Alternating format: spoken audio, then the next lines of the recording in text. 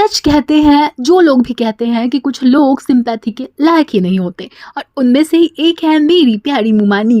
भाई अभी रिसेंट वाला जो ब्लॉग था ना जनाब भाई का, बेमिसाल 6 साल, उसमें फिर से मुमानी ने दिखाया है अपना वही अकड़ने वाला हाल। तो क्या है पूरी कहानी, क्या है पूरा स्यापा, अभी विस्तार से सुनाऊंगी। लेकिन उससे पहले हेलो एवरीवन, नमस्ते, वेलकम टू माय चैनल। और यार एक गुजारिश है छोटी सी मोटी सी कि आगे बढ़ने से पहले अभी के अभी लाइक कर दो और एक बार मुझे कमेंट सेक्शन में हाय ज़रूर लिख देना।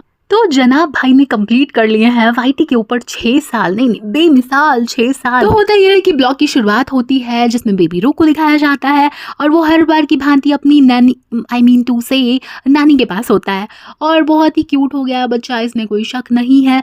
और मुमानी भी होती हैं जो कि अपने बालों कुछ तो करने का प्रयास कर रही होती हैं, मतलब या तो कर्ल करेंगी या फिर उसमें भी कुछ तो पचका कर डालेंगी। ये मुमानी की एक अलग ही प्रकार की खासियत है। हाँ जी, तो ऐसा होता है कि इनका डिस्कशन चल रहा होता है, तभी जनाब भाई को मुमानी बोलती हैं कि 6 साल हो गया है आपका वाईटी के ऊपर। तो फिर जनाब भाई कहते हैं कि हाँ 6 साल पहले ये जर्नी शुरू हुई थी। फिर ये सारा डिस्कशन चल रहा होता है कि मैंने और डब्बा ने बिल्कुल बोल बोल के इनको कहा थी पे आने के लिए, अपना चैनल बनाने के लिए, यही सब चल रहा था। तभी होता यह है कि मुमानी का क्योंकि बर्थडे था तो जनाब भाई कहते हैं कि हमने प्लान किया था कि कहीं तो जाएंगे, लेकिन इसकी तबीयत ठीक नहीं थी। मैं सच बोलूँ ना तो मैं इन लोगों का ब्लॉग देखना बिल्कुल भी पसंद नहीं करती हूँ, क्योंकि यार चालू आपी का ब्लॉग है ना वो फिर भी ठीक होता है। अब चाहे इसके पीछे जो भी रीज़न हो कि वहाँ पे बहुत सारे लोग होते हैं, चालू आपी चलो पचका करती हैं या जो भी करती हैं, फिर भी थोड़ा सा इनसे बेट। और जो चालू आपी है ना उनकी एक और खासियत है कि वो हमेशा अगर उनको जूता मारना भी होता है ना जनता को, तो आराम से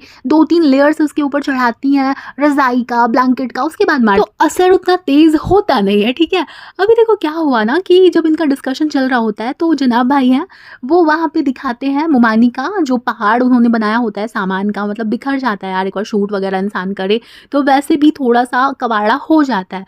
तो मुमानी बिल्कुल गुस्सा करने लगती है कि उधर मत दिखाओ ना। तो जनाब भाई ना बिल्कुल झेप जाते हैं कि उनको लगा कि भाई साहब कैमरा ऑन है, अभी फिर से ही कुछ बोल देगी और सारा ये बिल्कुल डिलीट करना पड़ेगा, रीशूट करना पड़ेगा, क्योंकि यार दिखा नहीं सकते ना झगड़ा वगड़ा है ना, समझा करो। सिर्फ बीमारी दिखा, हॉस्पिटल दिखा सकते हैं, बार बार दिखा सकते हैं, उसके बाद अपनी वाइफ को रोते हुए भी दिखा सकते हैं, टूटते हुए बिखरते हुए सब दिखा सकते हैं, लेकिन झगड़ा नहीं दिखा सकते। ठीक है, जेंटलमैन है हमारे नानू भाई यहाँ नहीं तो।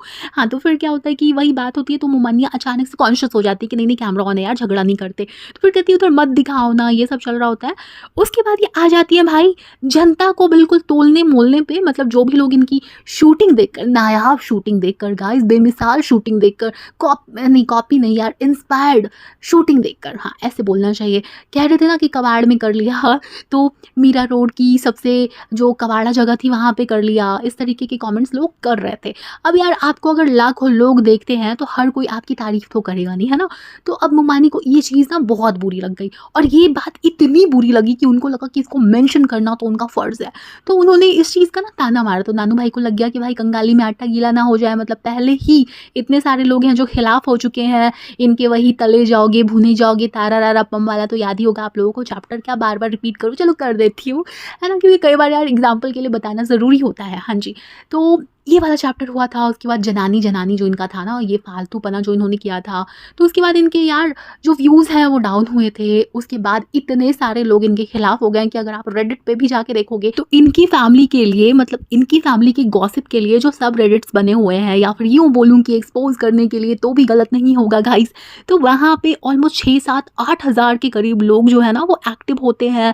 और चलो कुछ लोग ही एक्टिव होते हैं, लेकिन आप सोचो ना कि उन बातों से जनता रिलेट करती है, तभी तो उस पेज को फॉलो करके रखा है, टू से सब रेडिट को फॉलो करके रखा हुआ है, ज्वाइन करके रखा हुआ है। तो ये हाल है इनके। तो इनको लगा नानू भाई को कि यार ये कुछ बोल देगी, फिर उसके बाद फालतू में ही बवाल हो जाएगा, या तो क्लिप कट करनी पड़ेगी, तो फिर और मेहनत लग जाएगी, इनको तो सोफे पे पड़े रहना पसंद है। तो इसीलिए जनाब ने सोचा कि यार यहाँ पे ना मिट्टी पाओ, तो जल्दी से उन्होंने कवर कर दिया अपनी बातों, नहीं उनकी बातों को, मुमानी की बातों को। यार यहाँ तक तो मामला ना फिर भी ठीक था, एक बार को था कि चलो ठीक है हजम कर लेते, छोटी सी बात है। अब इनके पास तो राइट है ना यार अपने आप को सही साबित करने का या थोड़ा बहुत नाराज होने का, लेकिन तभी मुमानी ने फिर से बिल्कुल धोना शुरू कर दिया हेटर्स को, ऑब्वियस सी बात है, और खुद को ही एक्सपोज कर गई। कैसे, मैं अभी बताती हूँ। ये कहती है चलो मेन बात तो है कि शूट हो गया, जनाब भाई भी कहते हैं हाँ शूट हो गया और फोटोज बहुत अच्छी आई हैं। हाँ भाई फोटोज तो बेमिसाल आई हैं, कमाल आई हैं, बिल्कुल धमाल आई है। उसके बाद क्या होता है कि मुमानी कहती है और रिस्पॉन्स उससे भी अच्छा आया है। ओके, रिस्पॉन्स बहुत अच्छा आया है क्या? मेरी नज़रों से अभी तक, मैं सच बता रही हूँ, मैं पहले भी इसके ऊपर चर्चा कर चुकी हूँ, तो जो लोग भी मुझे रेगुलरली सुनते हैं, वो बोलेंगे कि यार अनियन एक ही बात कर रही है, लेकिन ये मुद्दा थोड़ा-सा डिफरेंट है। दरअसल यार, जो रिस्पॉन्स की बात करती है ना, मैंने पहले भी जब इनका रिव्यू किया है ना, जिन लोगों ने नहीं सुना है वो वाला पॉडकास्ट सुन लेना, मेरे चैनल पे है, हाँ जी। तो उसमें मैंने ये कहा था कि इन्होंने जब अपनी नूरानी और पता नहीं कौन-कौन से पानी-पानी वाले सूट्स लॉन्च किए थे, बिल्कुल अपने लिए एक संपट्टी वाले, गोटा पट्टी वाले जो भी थे वो, यार ज़ुबान लड़खड़ा गई है उसके लिए माफ़ कर देना, हाँ जी। तो उस समय भी ये हुआ था कि कभी ऐसा कोई मुझे दिखा नहीं जो अनबॉक्सिंग कर रहा हो, है ना? कि मैंने पहना, यार कमाल का कपड़ा है, क्या डिज़ाइन है, मार्केट में दूसरा ऐसा है नहीं, है ना?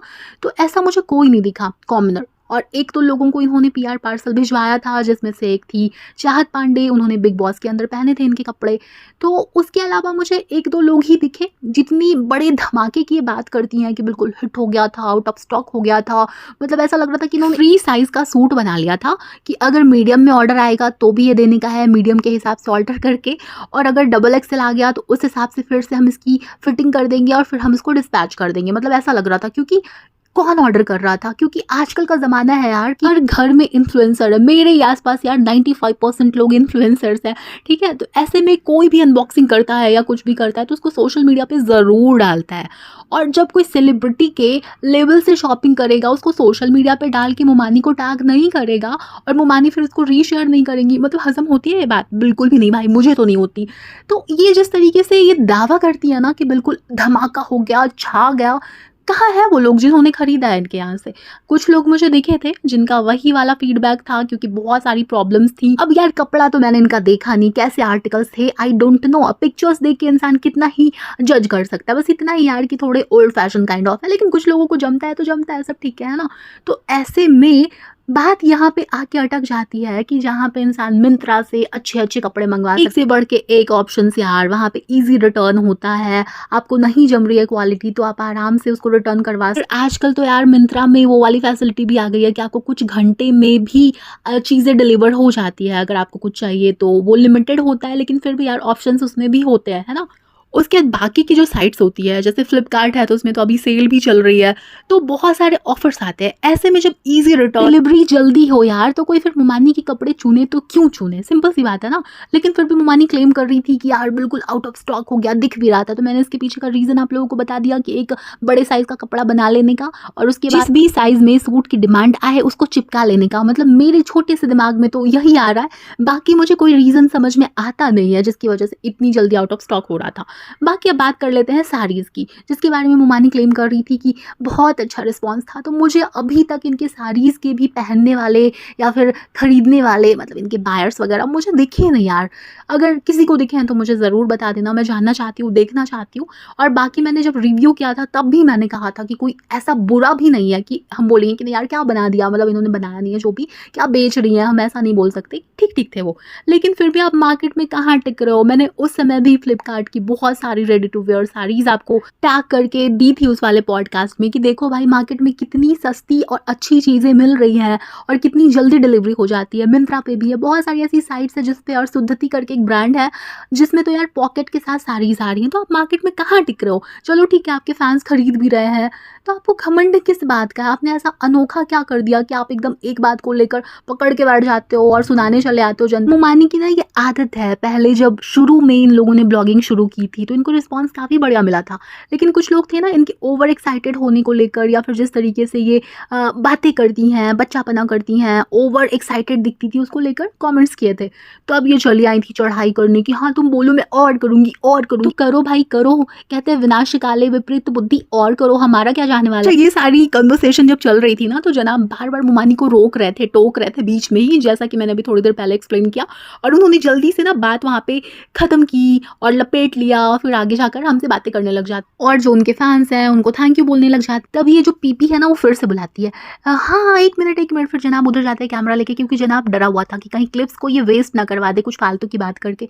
तो मोमानी कहती है ये ना वाईटी के ऊपर आने को रेडी नहीं है, जिसको आदत पड़ गई हो सोफे पे पड़े पड़े हर साल आईफोन बदलने की, उसको क्या ज़रूरत है मेहनत करने की। लेकिन फिर भी मोमानी ने और डब्बा आपी ने बिल्कुल जिद कर करके खींच लिया इनको वाईटी के ऊपर, और जनाब को वाईटी पे इतना अच्छा रिस्पॉन्स रिस्पॉन्स मिल गया ना कि जनाब के सर पे वो सक्सेस चढ़ गई और उसके बाद जनाब ने जो किया उसकी वजह से जो हुआ वो जनाब आज तक भुगत रहे हैं। यार देखो, मजाक मस्ती के लिए कुछ भी बोल दे, लेकिन ये सच है कि ज़माना बदल रहा है, लड़के भी बदल रहे हैं, लड़कियां भी बदल रही हैं। ऐसे में अगर महिला काम करती है तो पुरुष भी घर के काम कर सकता है, घर संभाल सकता है, नॉट अ बिग डील, ठीक है। लेकिन यहाँ पे दिक्कत ये है कि नानू भाई है ना कुछ ज़्यादा ही अजीब है, हाँ, अद्भुत अद्वितीय टाइप के प्राणी है। इनके साथ दिक्कत ये है कि कमाने भी नहीं जाना चाहते थे और घर भी नहीं संभालना चाहते थे। मतलब इनको आईफोन तो चाहिए था, लेकिन इनको उसके लिए हिलना भी नहीं। यहाँ तक कि नानू भाई जो है ना, वो मुमानी जब प्रेग्नेंट थी तब भी सुबह के वक्त उनको उठाकर चाय बनवाते हुए हमें दिखाई दिए थे। वैसे मुमानी का तो ये सपना था ना, तो मुमानी अपनी ड्रीम लाइफ जी रही है, हमें क्या है ना। चलो यार, तो बाकी की जो पंचायत है ना अगले वाले पॉडकास्ट में कर लेंगे। बाकी इस पूरे स्यापे के बारे में आपका जो भी ओपिनियन हो मुझे कमेंट करके ज़रूर बताना, और पॉडकास्ट अगर अच्छा लगा हो या नहीं लगा हो फिर भी इसको लाइक करके हाइप करके ज़रूर जाना। मतलब फेंक के मारो हाइप मेरे मुंह पे, हाँ नहीं तो। चलो यार, अब जाती हूँ मैं, और तुमसे मिलने किसी और वीडियो के साथ या पॉडकास्ट के साथ फिर से वापस आती हूँ मैं। बाय।